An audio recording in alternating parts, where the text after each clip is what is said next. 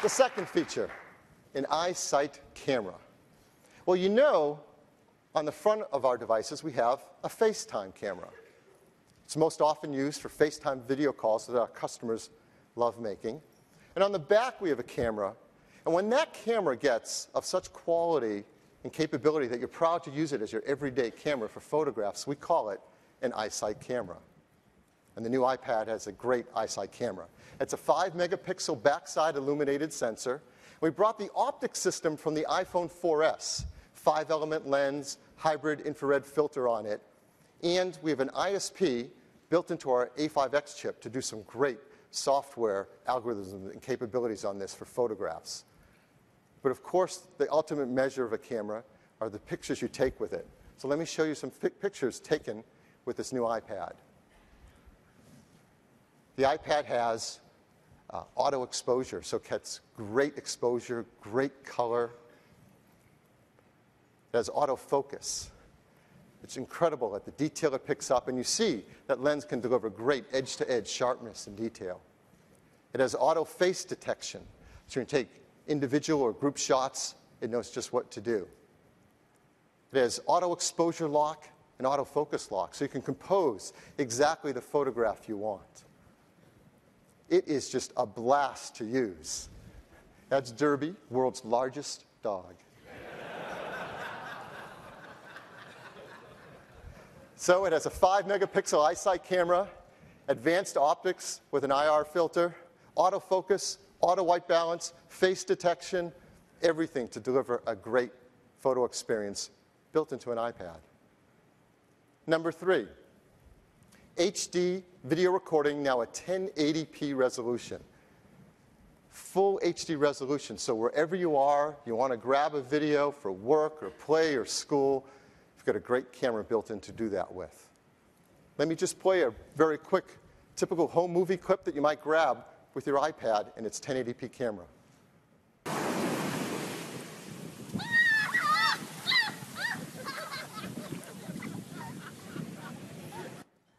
Now, it's great to have a high-quality HD camera with you everywhere you go, but there's a lot more to it.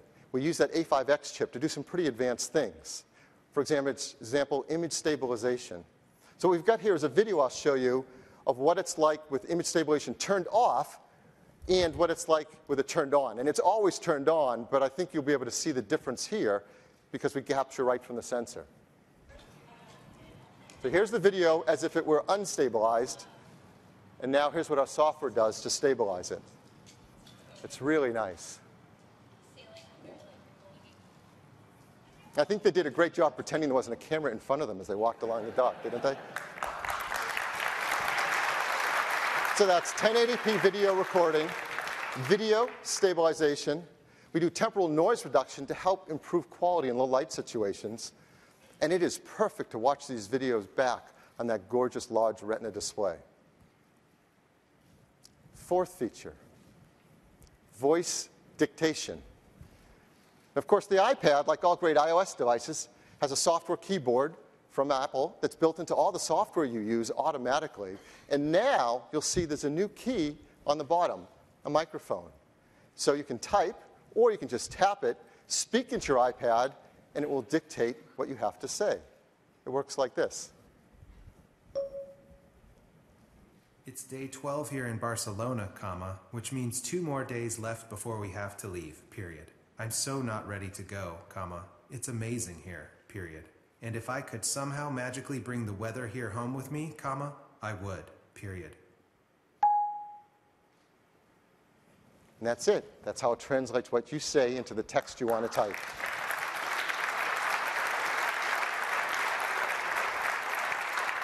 The new iPad supports English in US English, British English, Australian English, French, German, and of course now, Japanese.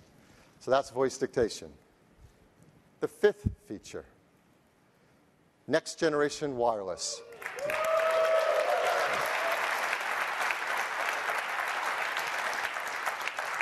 Now you know the iPad 2 has already had great wireless performance, and it supports networks like EVDO, with a maximum theoretical downlink of 3.1 megabits per second. And it has supported HSPA, for example, on GSM networks, with a maximum downlink of 7.2 megabits per second. But now with the new iPad, we're adding a great deal more. We're adding HSPA Plus, the maximum downlink of 21 megabits. And if you haven't heard about this, it's great. Dual carrier HSDPA, which we're starting to see show up in Europe, Australia, and other places around the world, with a maximum downlink of 42 megabits per second. And of course, topping it off, long-term evolution, or LTE, which is a maximum of 73 megabits per second downlink. So the performance is amazing, and you're going to love using it on these high-speed new networks. So let me give you a couple everyday examples of how you might use this. Here we have an HSPA network being used by the iPad on the left, and we have LTE being used by the one on the right. These are actually recorded, so I can play them back, and you can see them right here on the big screen.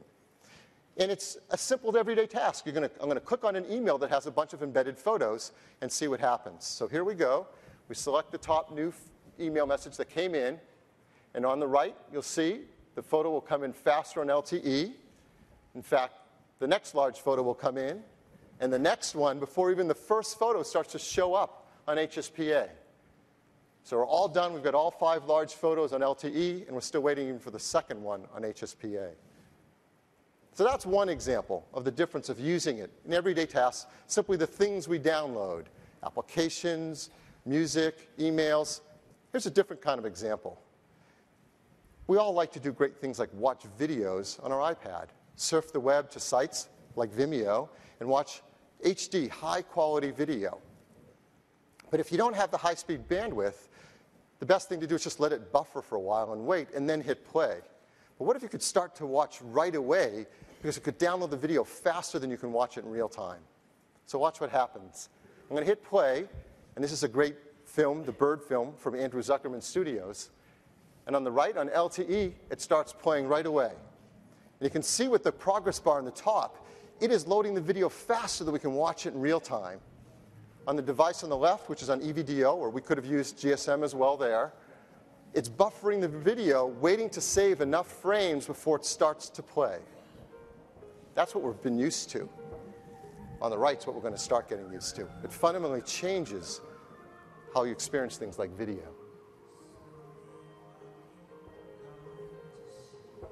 So that's what it's like to use these high-speed new networks.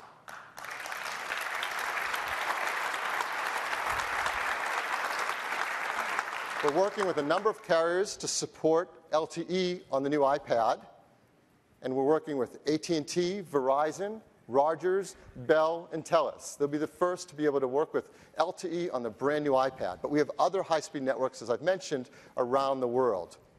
Now, as you remember, with 3G, when 3G phones first started showing up, they actually have many different bands, so you got different phones for different networks around the world. And over time, they start to come together. Well, the same thing's happening with 4G LTE. In fact, even more so. There are many bands around the world. So for example, in the US, we'll have 2 versions of the new iPad. One for LTE bands to be used on the AT&T network, and another for the LTE bands on the Verizon network, because they're different. But no matter which ones you pick anywhere in the world, below that, they're completely compatible. They're 3G world ready. So whichever one you pick, you can roam anywhere around the world on the fastest HSPA or EVDO networks, and you have what you need. In addition, we've added software to make it a personal hotspot. So if your carrier supports a personal hotspot feature, you can share that high-speed network from your new iPad directly with up to 5 devices. And if you've ever used this, you know our software is state-of-the-art and so easy to use. So the new iPad has 4G LTE. It has fast HSPA Plus and dual carrier HSDPA networking. It's 3G world ready. It has a personal hotspot. When you add all these networks, plus the Wi-Fi networking and the Bluetooth networking, it's no small feat. This new iPad has the most wireless bands of any device that has ever shipped. And it is truly revolutionary. So the new iPad, it has a breakthrough display, a Retina display at 9.7 inches with over 3 million pixels. It has the A5X chip with quad-core graphics. It has a 5-megapixel iSight camera. It has 1080p video recording. It has voice dictation. and it is the most wireless bands ever in a device, capped off with 4G LTE. Now you may be thinking, a lot of these technologies consume a fair amount of power. 4 times the number of pixels, quad-core graphics engine, LTE networking. So how did it do on battery life? Well, you may recall the iPad 2, we claim 10 hours of battery life for most of the things you do. And when you're on 3G networking for wireless web, 9 hours. Well, the new iPad delivers the same 10 hours of battery life for all the things you do.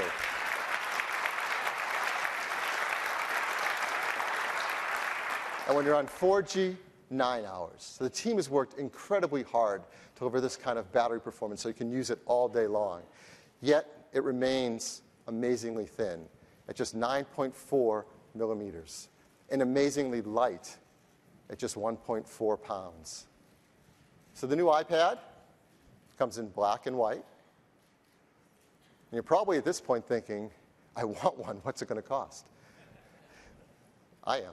So the new iPad, you remember the iPad 2 starts at $499 for 16 gigabytes. Well, I'm really excited to tell you the new iPad will be priced at just $499.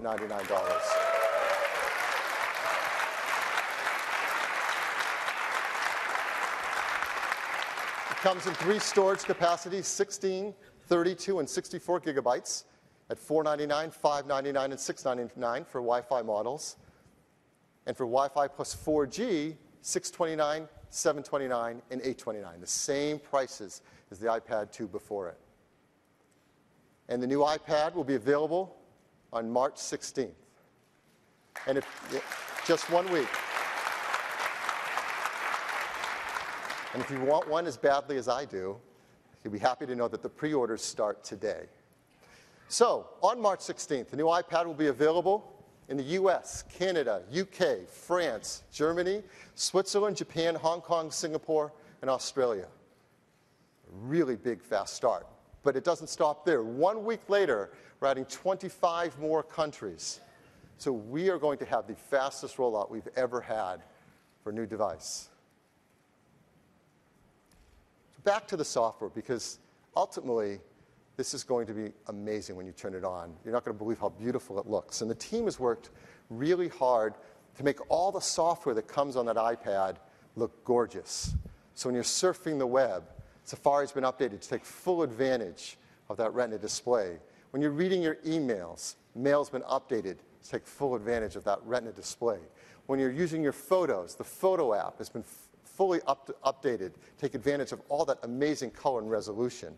Everything's been updated. But as you remember with the iPhone 4, when it went to the Retina display, developers didn't have to do anything and their apps looked better, and we used scaling for the graphics and automatically sized the text, but they could do even more to make them better.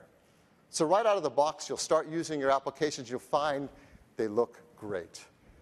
Things are scaled up with the 4 times the number of pixels, and text, because of our text APIs and libraries, looks stunning. So everything will work great. But if the developer takes a little bit of time, just as they did with the iPhone, they can do things with their applications that are just mind-blowing, amazing, incredible, using that Retina display and the A5X chip. So we've asked a few developers just to spend a week and take a look at the new iPad and show us what they can do with it with all that amazing graphics horsepower. So we're going to bring up 3 demos to show you some really amazing stuff. The first is from Namco. Namco is a great developer of a lot of titles on the iPhone and iPad, titles of everything from Pac-Man to Sky Gamblers. And I'm really excited to bring up James Shelton. James is the game design director for Namco. James? Welcome. Thank you.